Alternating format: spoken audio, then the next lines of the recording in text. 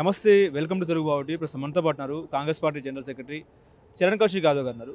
చరణ్ కౌశిక్ యాదవ్ గారు నిన్న హరీష్ రావు చెప్తున్నారు, తెలంగాణలో ఇప్పటికీ కాంగ్రెస్ ప్రభుత్వం ఏర్పడి 70 రోజులు కావస్తా ఉన్నా మీరు ఇప్పటికీ గన్ పార్క్ వెళ్ళలేదు, అమరవీరులకు నివాళులు అర్పించలేదని అని చెప్పేసి హరీష్ రావు చెప్తున్నారు. అదేవిధంగా జై తెలంగాణ అని వ్యక్తి ముఖ్యమంత్రి అని చెప్పేసి హరీష్ రావు వ్యాఖ్యలు ఎట్లా చూస్తారండి?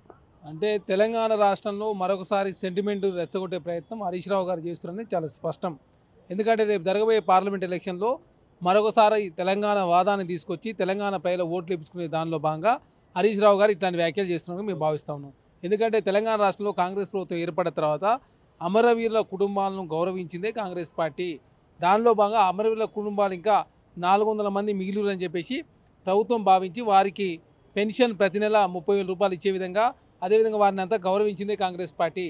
మీరు 10 సంవత్సరాల కాలం పాటు అధికారంలో ఉండి ఏ అమరవీరుల కుటుంబాన్ని కూడా గౌరవించలేదని చాలా స్పష్టం. దానిలో భాగంగా తెలంగాణ రాష్ట్రంలో మరొకసారి సెంటిమెంట్ రెచ్చగొట్టి తెలంగాణలో ఉన్నటువంటి భావోద్వేగాలను రెచ్చగొట్టే ప్రయత్నంలో భాగంగా రేపు పార్లమెంట్ ఎలక్షన్లో పార్లమెంట్ స్థానాలు ఏ విధంగా గెలవాలని ఒకే ఒక దురుద్దేశంతో మాత్రమే హరీష్ రావు గారు ఇట్లాంటి వ్యాఖ్యలు చేసినట్టు మేము భావిస్తూ ఉన్నాం. అదే కాకుండా తెలంగాణ రాష్ట్రంలో కాంగ్రెస్ పార్టీ అధికారంలోకి వచ్చిన తర్వాత ఈ 70 రోజుల కాలంలో అద్భుతమైన పాలన అందిస్తుందని చెప్పేసి ప్రజల నుంచి మంచి స్పందన వస్తూ ఉంది. దానిలో భాగంగా కాంగ్రెస్ పార్టీకి 8 నుంచి 10 పార్లమెంట్ స్థానాలు గెలుస్తుందని చెప్పేసి నిన్ననే పల్స్ సంస్థ వెల్లడించిందంటే తెలంగాణ రాష్ట్రంలో కాంగ్రెస్ పార్టీ ఆదరణ రోజు రోజు పెరుగుతుందని చాలా స్పష్టం. గల్లీలో ఎవరున్నా, ఢిల్లీలో ఎవరున్నా బీఆర్ఎస్ పార్టీనే శ్రీరామ రక్ష అని చెప్పేసి హరీష్ రావు చెప్తున్నారు. నిజంగా బీఆర్ఎస్ పార్టీనే రక్ష అంటే ఏం చెప్తారు? శ్రీరామ రక్షగా తెలంగాణ రాష్ట్రం మొత్తం అప్పుల కూరల్లో పోవడానికి కారణం బీఆర్ఎస్ పార్టీ 10 సంవత్సరాల కాలం పాటు అధికారంలో ఉండి తెలంగాణ మొత్తం విధ్వంసం చేసిరు, తెలంగాణను దోసుకు తినఅనేది చాలా స్పష్టం. దానిలో భాగంగా తెలంగాణ రాష్ట్రంలో కాంగ్రెస్ ప్రభుత్వం వచ్చిన తర్వాత ఒక్కొక్క దాన్ని సెట్ చేసే ప్రయత్నం కాంగ్రెస్ ప్రభుత్వం చేస్తూ ఉంటే తెలంగాణ రాష్ట్రంలో కాంగ్రెస్ ప్రభుత్వం చేస్తున్నటువంటి మంచి పనులు వారికి గుర్తు రావట్లే, కానీ కాంగ్రెస్ ప్రభుత్వం చేస్తున్నటువంటి మంచి నిర్ణయాలను వారు స్వాగతించకుండా తెలంగాణ రాష్ట్రంలో కాంగ్రెస్ పార్టీ విమర్శించే దానిలో భాగంగా తెలంగాణ రాష్ట్రంలో కాంగ్రెస్ ప్రభుత్వం వస్తే గల్లీలో ఢిల్లీలో లేరని చెప్పే ప్రయత్నం బీఆర్ఎస్ పార్టీ నాయకులు హరీష్ రావు గారు చేస్తూ ఉన్నారు. తెలంగాణ రాష్ట్రంలో ఖచ్చితంగా కాంగ్రెస్ ప్రభుత్వం ఇచ్చిన మాట ప్రకారం కట్టుబడి ఉందని చెప్పేసి తెలంగాణ రాష్ట్రం ప్రజలంతా నమ్ముతూ ఉన్నారు. తెలంగాణ రాష్ట్రాన్ని విధ్వంసం నుంచి కాంగ్రెస్ పార్టీ బయటపెట్టే ప్రయత్నం కాంగ్రెస్ పార్టీ చేస్తూ ఉంది. కాబట్టి ఇది చూసి ఓరవలేక ఇంత ప్రజారంజక పాలన కాంగ్రెస్ పార్టీ అందిస్తా అని చెప్పి మేము అనుకోలేదు.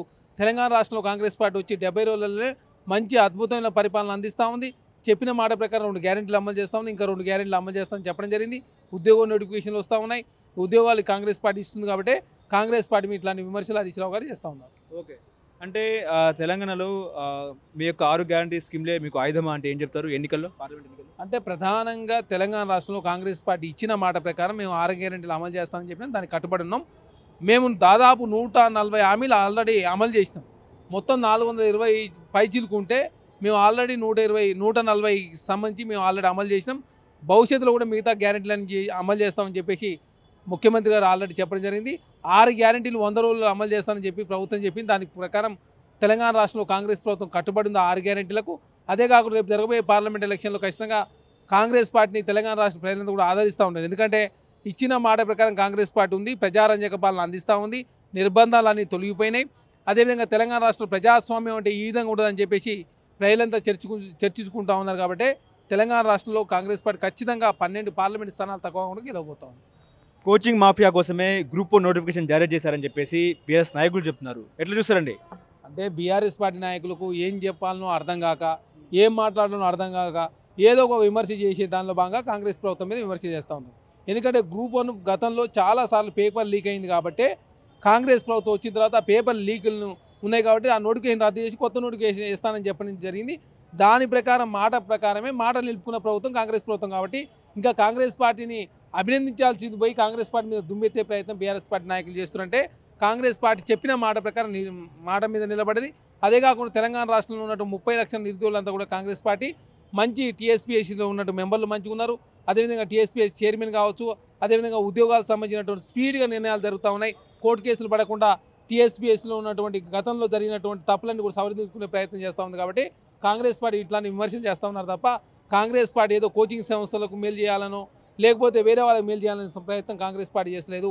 నిరుద్యోగులకు మేలు చేయాలని చెప్పి కాంగ్రెస్ పార్టీ భావిస్తూ ఉంది. కాబట్టి నిరుద్యోగులకు ఇచ్చిన మాట ప్రకారం కాంగ్రెస్ పార్టీ మాట నిలుపుకుంది. కాబట్టి వారు ఇట్లాంటి విమర్శలు చేస్తూ ఉన్నారు. రేపు మాపు మాజీ సీఎం కేసీఆర్ ఢిల్లీకి వెళ్తున్నారని వార్తలు వస్తున్నాయి. ఆయన మోడీతో కూడా భేటీ అవుతారని చర్చ. ఒకవేళ అదే జరిగితే కాంగ్రెస్ పార్టీకి భయం మొదలైందా అంటే ఏం చెప్తారు? తెలంగాణ రాష్ట్రంలో మేము గతంలో చెప్పినాం, మీరు లోపాయికారికి ఒప్పందం కూర్చుకుని కాదు, రేపు జరగబోయే పార్లమెంట్ ఎలక్షన్లలో ఇద్దరు కలిసి పోటీ చేయండి. ఇద్దరు కలిసి పోటీ చేసినట్లయితే కాంగ్రెస్ పార్టీ ఏందో తెలుస్తుంది. కాబట్టి మీరు ఢిల్లీ పోయి అమిత్ షా గారి మోడీ గారిని కలిసి లోపాయికారికి ఒప్పందం వదిలేసి తెలంగాణ రాష్ట్రం రేపు జరగబోయే పార్లమెంట్ ఎలక్షన్లో BRS party Bharatiya Janata party కలిసి పోటీ చేసినట్లయితే కాంగ్రెస్ పార్టీ సత్తా ఏందో తెలుస్తుంది. ఖచ్చితంగా కాంగ్రెస్ పార్టీ 12 నుంచి 14 పార్లమెంట్ స్థానాలు గెలవబోతా ఉంది.